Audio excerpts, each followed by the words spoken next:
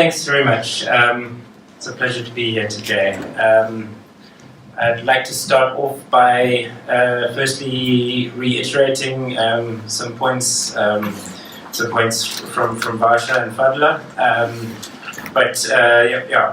Firstly, we talk about fourth industrial revolution. If we're having challenges with electricity, if we're having challenges with literacy, if we're having challenges with the state statistical agencies, maybe we can focus on the third industrial revolution first.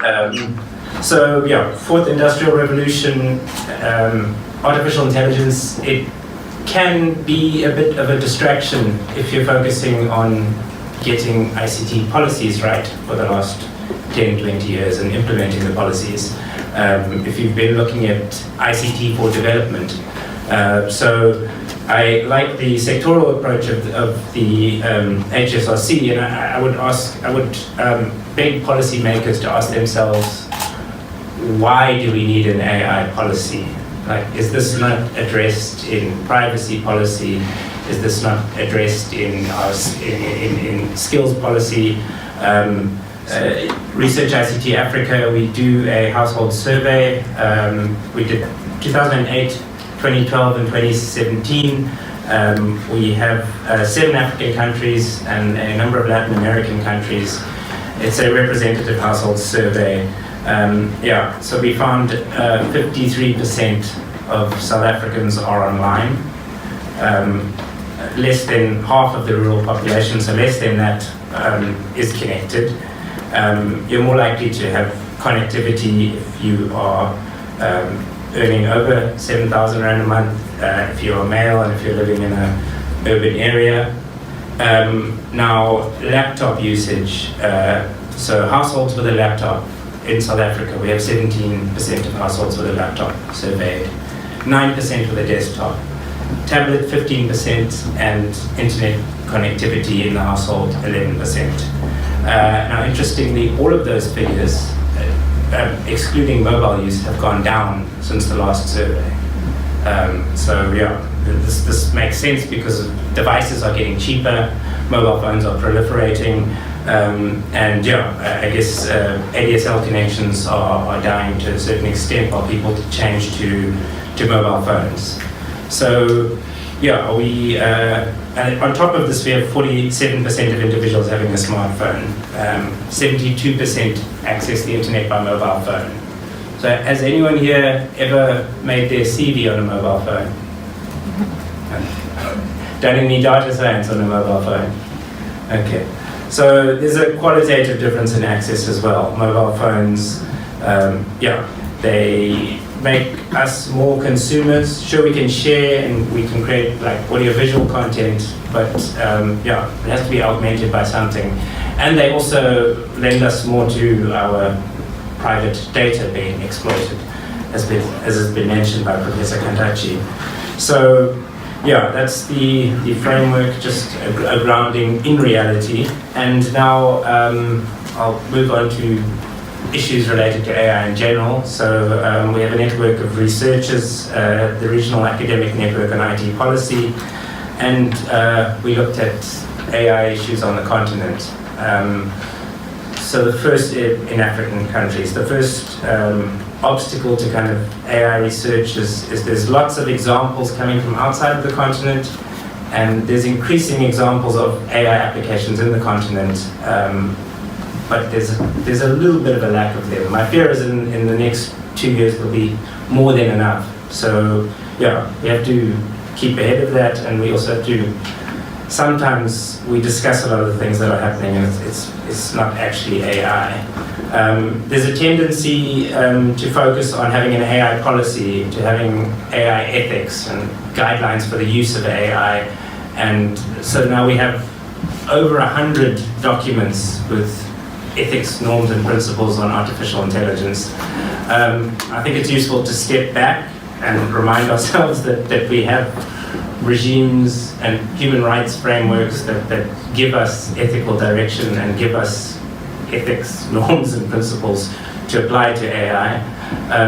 So the danger of this growing body of AI-specific principles is the first, it's often led by the private sector, and it's often voluntary principles. And we can lose focus into where we already have attempts at regulation. We have to build our existing capacities. So I like the fact that Professor Kantakshi had a very old slide about surveillance and personal information. I like the fact that we've been reminded that we have an information regulator that is nascent and needs support. And then there's also been an issue about data. So coming up in constant discussions are people saying the data is the new oil, that the West has all this, the Western companies in the global North have all this data to work with. Like, where is our data? If we can only magically have access to this data, then we can springboard ourselves into AI. So I worry about that on a number of levels. The first is, sure, data can be the new oil. Have you ever tried to put crude oil in your car? It's not very good for the car. So the data has to be prepared in a certain way that is actually useful for an AI system.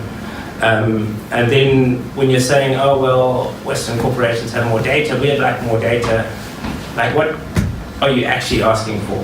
If you're primarily talking about the data that we're giving up by using social networks and going on our mobile phones, I'm going to have a long think about whether I want to give that data to Facebook for free or give that data to a government. And so I think we have to kind of be imaginative about, we have to be realistic about what this data we're lusting for is actually going to take us to. So I mentioned the 4IR being a bit of a distraction. We have a number of top officials on Statistics South Africa threatening to resign. They have a council, I believe. There's unfilled posts. We also have huge challenges with in implementing our spatial data infrastructures. So we have appointed data custodians who are meant to facilitate the sharing of spatial data. Spatial data offers huge opportunities for artificial intelligence. Some of our big AI startups that are successful overseas are actually working with spatial data and aerial photography, GIS data. So if data is the lifeblood of AI, how are you going to generate data that helps AI applications? Is this going to be open data? Where does personal data stand here? And how does data sharing going to look? And then also, our well-organized small data that helps us to interpret the world, our statistical data. What are those capacities? So again, AI becomes a distraction here. You're going to have initiatives for doing stuff with data for the sake of it generating data. You want to train people in kids in 4IR skills when we lack reading comprehension. So bring the question there of data. And I'm running out of time here, but the last point is that there's also seems to be on the continent this idea that there's a race in AI, that we have to keep up with China, we have to keep up with other African countries. And actually, AI is not a race. So it's, I think, one of the machine learning community is one of the most vehemently open science communities I have encountered. If you publish something in machine learning, you drop it on a site called Archive. The technologies to create AI applications are open source. Sure, they've been created by large companies, but PyTorch has been open sourced by Facebook. TensorFlow has been open sourced by Google. So I don't really understand the race mentality in such an open ecosystem. So I think we also need to think about that and what it means to be a leader in AI. Thank you.